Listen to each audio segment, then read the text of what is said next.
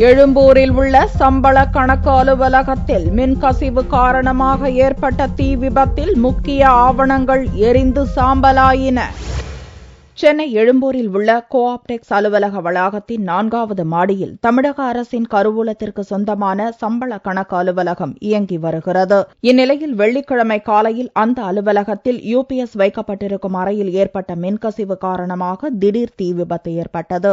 இதுகுறித்து தகவல் அறிந்த தீயணைப்புத் துறையினர் சம்பவ இடத்திற்கு 6 தீயணைப்பு வாகனங்களில் விரைந்து வந்து 1 மணி நேரம் போராடி தீயை கட்டுக்குள் கொண்டு வந்தனர். இந்த தீ விபத்தில் 3 யுபிஎஸ் கருவிகளும் 30 பேட்டரிகளும் சில ஆவணங்களும் எரிந்து நாசமானதாக கூறப்படுகிறது.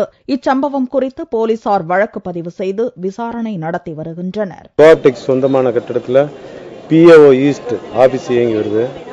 இன்னைக்கு 29 சம்பள நாள்னால நல்ல கூட்டம் வேற. ஃபயர் வந்து பார்த்தா யூபிஎஸ் வச்சிருக்க ரூம்ல 3 யூபிஎஸ் 25-30 பேட்டரியோட வச்சிருக்காங்க. அதில் சடனா ஃபயர் ஆகி ரொம்ப திக் ஸ்மோக் ஆயிடுச்சு. போற ஏணி அந்த உதவி கொண்டு ஃபயரை கம்ப்ளீட்டா புட் அவுட் பண்ணிட்டான். கேஷுவாலிட்டி எதுவும் இல்லை. தீ விபத்து ஏற்பட்டவுடன் அங்கு பணியாற்றும் ஊழியர்கள் உடனடியாக வெளியேற்றப்பட்டதால் உயிர் சேதம் ஏற்படாமல் தவிர்க்கப்பட்டுள்ளது.